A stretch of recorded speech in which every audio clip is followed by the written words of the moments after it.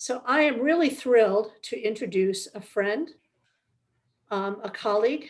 We have been through many battlefields together, and she is the mother of a young woman on the autism spectrum.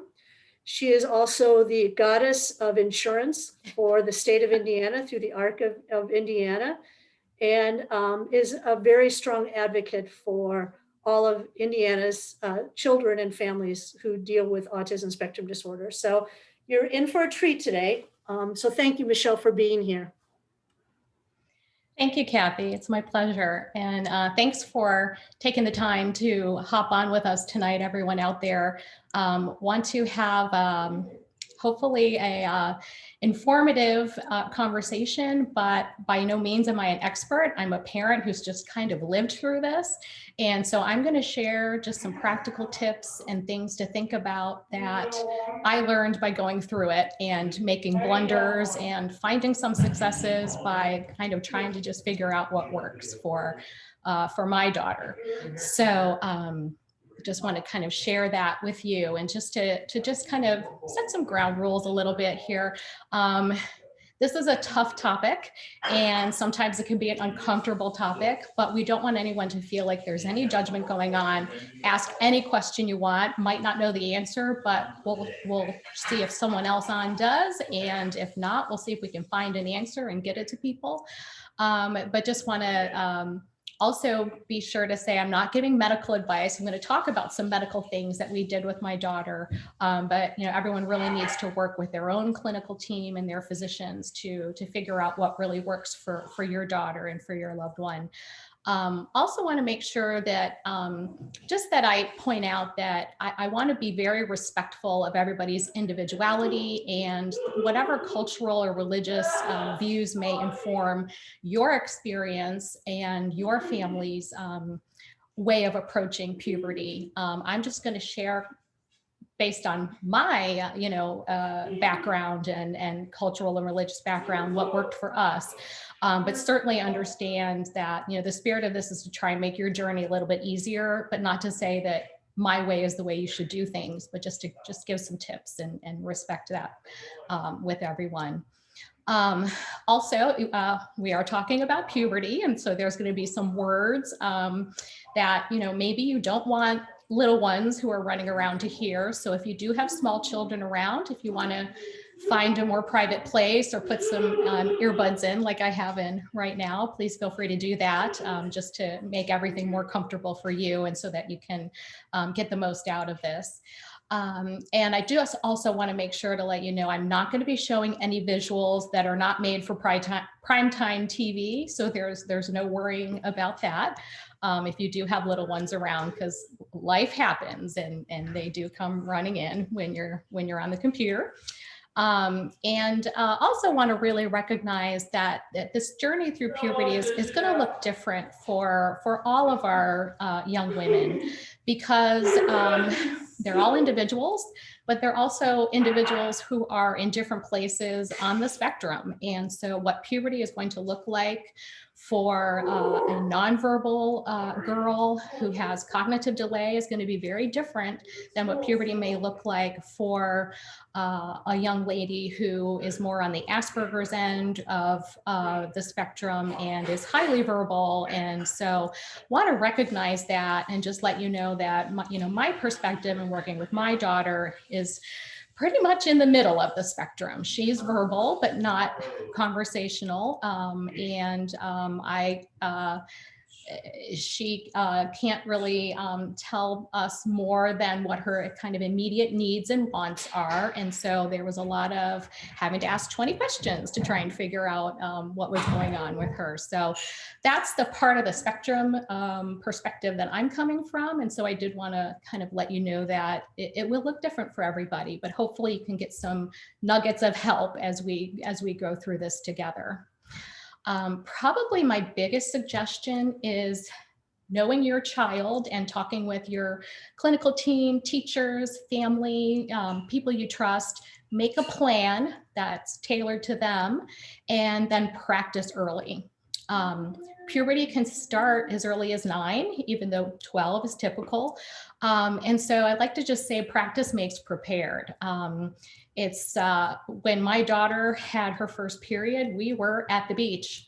And so that could have been a very difficult situation if we hadn't had a plan and hadn't practiced it quite a bit. So having that just made it so much easier, because you just never know when nature is going to take its course. And so definitely have a plan.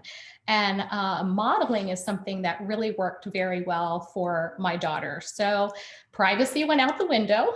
And so I would model for her whenever I experienced my period, what was going on and how to use the pads and what things look like if someone has sensory issues and are going to have issues with some of the sights or smells or sounds that go around just that practical process of wearing pads and taking care of that hygiene.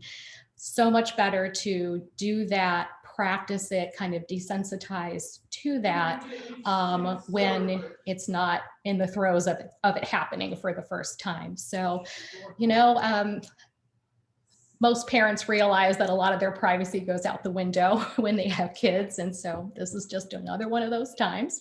And so we did that a lot with her. And also visuals. My daughter's pretty auditory in terms of a person on the spectrum versus visual. So for her, a lot of visual schedule type things don't work as well as they may for others, but there's lots of great visuals out there. And for those on the spectrum who that does work for, it's a really great tool to help with sequencing and to help them remember the supplies that they need and things like that. And just also to help remember what's going to happen.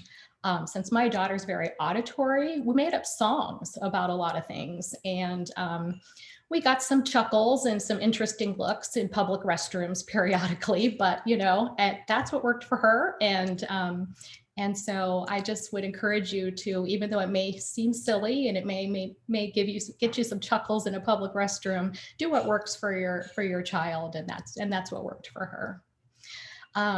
Some sources that you can go to as a parent for information on how to prepare your daughter for puberty and how to prepare your daughter for those just practical things like the hygiene stuff.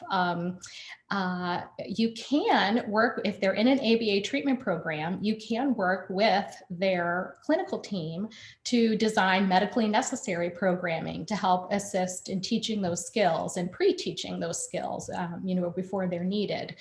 Managing that and trying to get as much independence as possible. And so that is something that could definitely be worked into their ABA program and have a treatment plan goals written around that. School is a lot different for us right now with COVID, but we definitely encourage you to talk to your school as well about working some of these into the IEP. And your teachers can be a wonderful resource for some of those visuals and some tools that can help prepare and plan.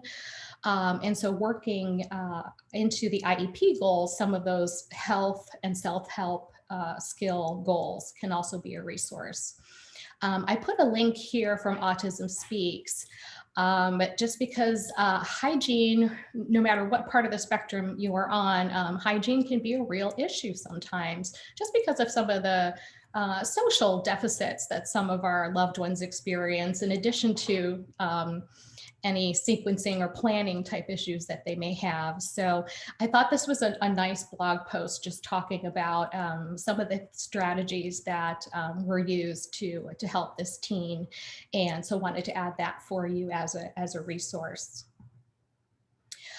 Some other resources that I personally found to be really helpful and thought would be helpful for other parents as well is, definitely look to your Autism Society. This was a particular post that I thought was very helpful for families and would encourage you to take a look at. And the Indiana Resource Center for Autism just has a plethora of information on all kinds of topics. And, we'll definitely encourage you to look at what they have to offer in terms of their articles and trainings and books on not only puberty, but also sexuality and and those issues as well. As our girls turn into women and get older, there are lots of topics that we need to address with them, and IRCA can really be a wonderful resource for that. The Vanderbilt Kennedy Center for Healthy Bodies, I couldn't get a link to work, so I'm going to work on that and get one out to Melissa and Kathy. But that is, I Googled it and went on there, and I thought it had a really nice set of information and topics and resources for parents about puberty that were really very helpful and well-researched and good information, because the internet's a wonderful thing, but also almost anyone can put almost anything on the internet. So want to make sure to send you to good vetted websites that have good information. And then also healthychildren.org. They have a nice page with some really good information on puberty and some things that may be helpful as well. And so I encourage you to look at those and, see what really speaks to you and what would work for you and your family. One thing that I found since my daughter went through puberty over 10 years ago is there are a lot more products now to make things a little bit easier for parents. And so I'm very encouraged by that. One thing that I found that may be of interest are period panties, where instead of using pads and filling up the landfill or having to remember to change them and having to deal with that process. They're panties that appear to be pretty absorbent and can go through the wash and hung dry. And so there's just a couple links of examples for that for you. And that's not something that my daughter has ever used, but I am seriously contemplating it, especially for lighter days, just to, just kind of cut down on the process and to make it a little easier on her as well. So we may give that a try, and maybe we'll check back at another time and see how it went.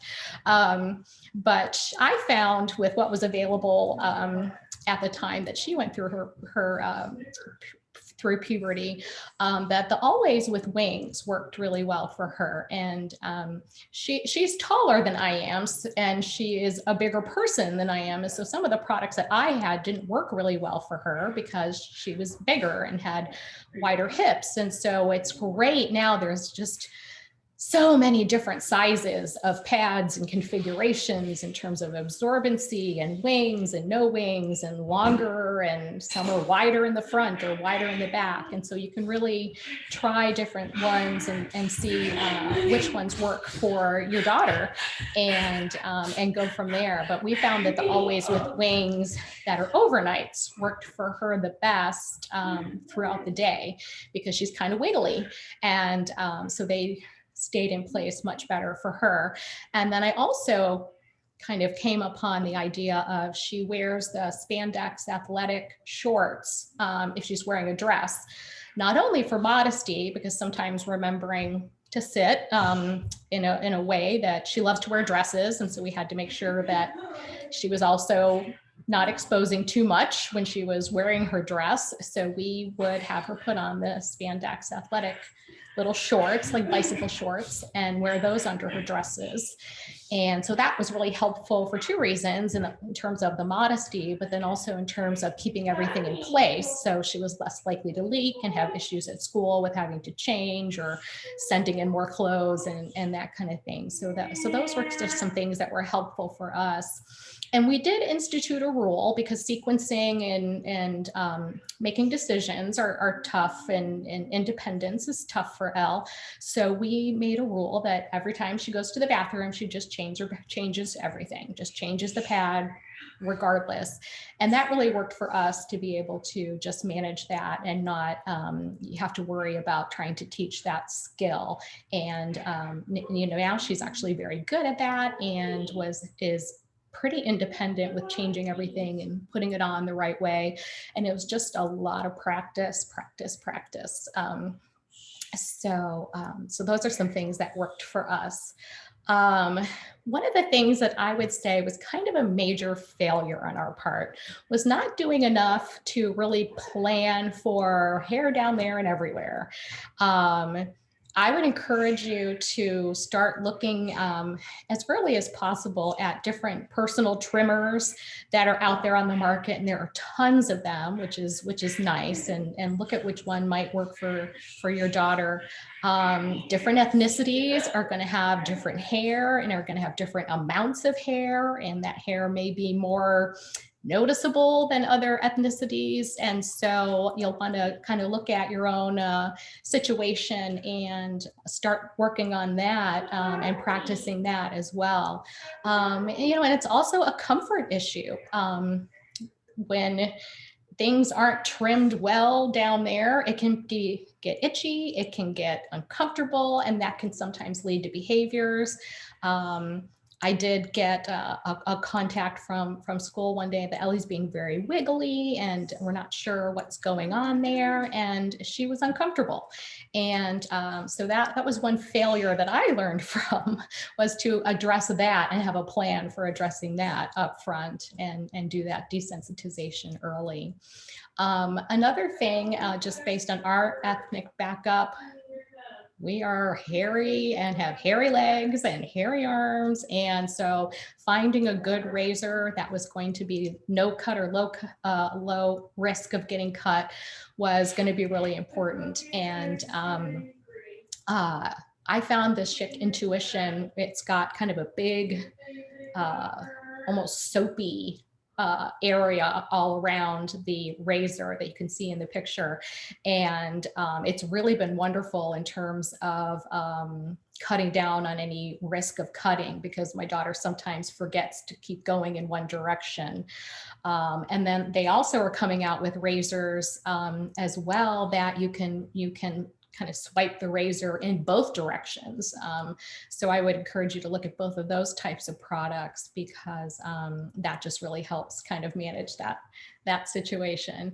And again, in terms of methodology, really it was modeling. It was just showing her how to shave her legs, how to shave her arms. And this is kind of a nice, this area in terms of arms and legs anyway, is an area where you can do some video modeling pretty easily. And then also just some demonstration modeling. And we did have a program for this in her ABA therapy program, which really helped increase her independence in being able to do that on her own. And varying success. She's not as socially aware about body hair, and also attitudes about body hair are different in different age groups as well, and in different cultures as well. So, so we also, want to keep that in mind as well. But she's getting there and getting there in terms of managing that and doing that fairly well on her own. So that's that on hair down there and everywhere.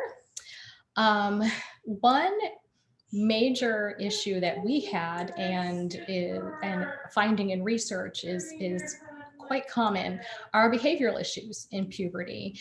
And I'm here, first of all, I want to say I'm here smiling and talking about this because we made it through. So have hope. But there were definitely days where my husband and I would look at each other and think, one of the three of us is not making it through her puberty. It's just not going to happen. We just don't know how we're going to make it through this.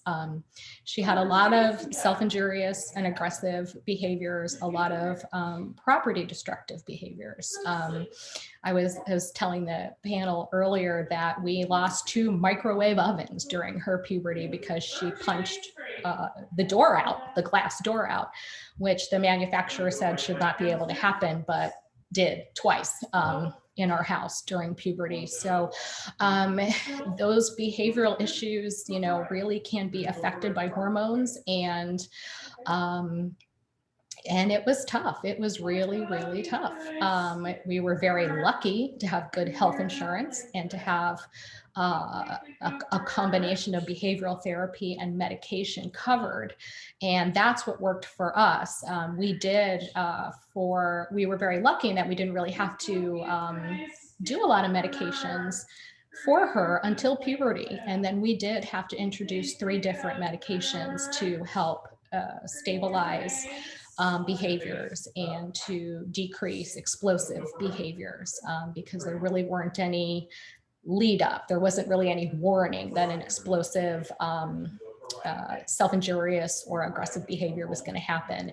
And that was scary and not safe. And so we took a lot of time and worked very hard with her entire clinical team to settle on the right combination of medicines and behavioral therapy to help get those behaviors under control.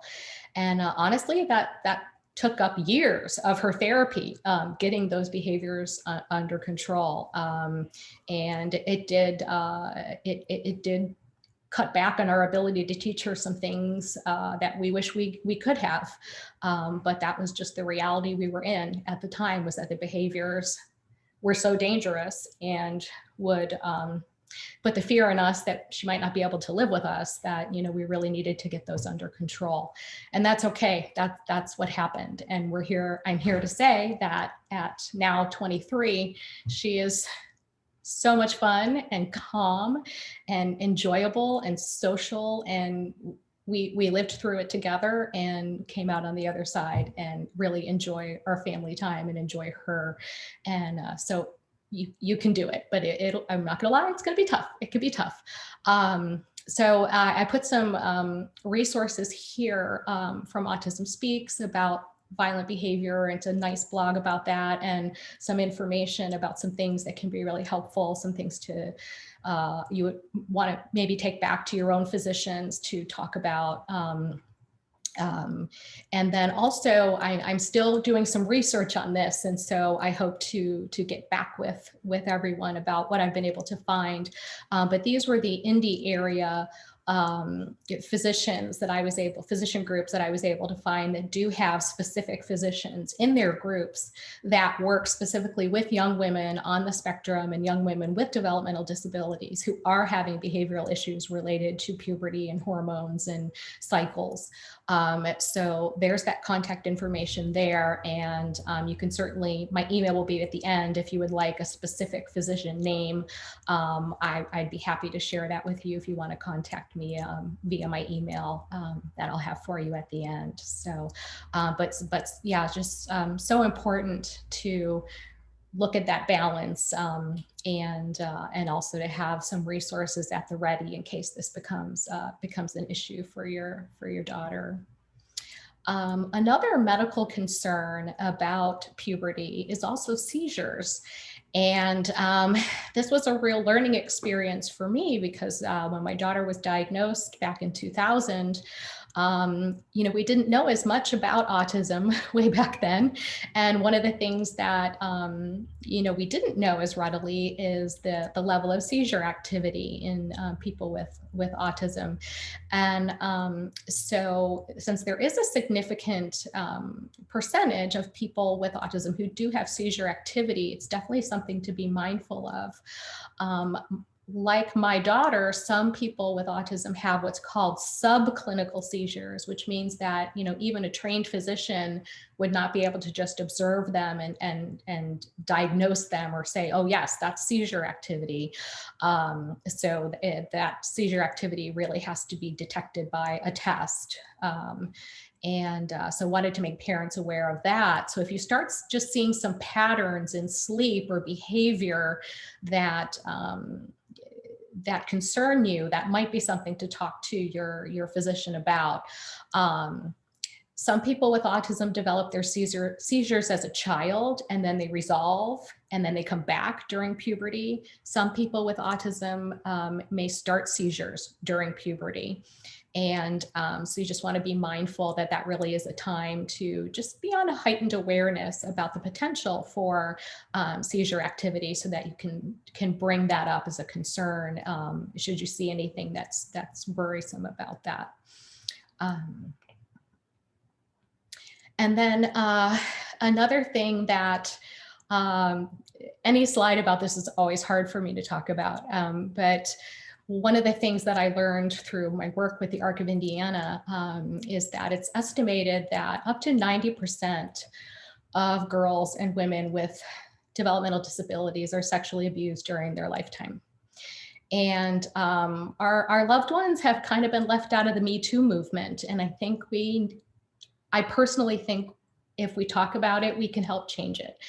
And so I want to make you aware of that because, as a mom, as a parent, as a caregiver, our instinct is to protect, and how we protect is by being aware and being prepared and using the resources that we have out there to advocate and to put in preventative measures to try and protect our loved one. And so I wanted to make sure to bring this up. There are some good tools at the ARC national website, and hopefully, once we get through this pandemic and get back to conferences and things like that, this is increasingly becoming a topic at conferences about disabilities and about developmental disabilities. And so I encourage you to take advantage of those just to learn more about it and things that you can do to help prevent. I know one thing that I do to help prevent is teach my daughter independence about hygiene, showering, taking care of those personal issues, so that if someone doesn't have to help her, then they're not going to have as much access to her body. And so that's a big push in her treatment program and in her schooling, was to get her as independent as possible with some of those practical things. And then also I ask a lot of questions, maybe a lot of annoying questions, but that's okay. It's my job to be annoying as a parent, about background checks that are run by anyone who is providing a service to her. Is it national, and is it Social Security number driven, or is it just, based in just one county? Because unfortunately, people who victimize kind of know the drill about how they can move around and avoid detection. So don't be afraid to ask questions. Don't be afraid to trust your gut if something doesn't seem right or feel right. And don't be afraid to speak up if you see something, say something, get answers, and just educate yourself. Another huge topic that we could probably spend 3 hours on, and the Indiana Resource Center for Autism has incredible resources on this topic as well, is healthy sexuality for our loved ones on the spectrum. Regardless of what part of the spectrum you're on, you're still a woman, still a human being, still have those hormones and chemicals and feelings. And so trying to just deal with all of that is hard for everyone, and is especially challenging for our loved ones on the spectrum. There are so many different social, verbal, nonverbal cues that are tough to navigate under the best of circumstances. So it's great to get educated as a parent and caregiver on that, and then also get those resources for our loved ones. A lot of questions and stories that are here from parents of teens on the spectrum is just really having to learn lessons about boundaries, but both physical and verbal. When my daughter really likes somebody, she wants to sit in their lap. That was cute when she was 4. That's not appropriate when you are a young woman. And so having to teach that and teach specifically what's appropriate and what's inappropriate.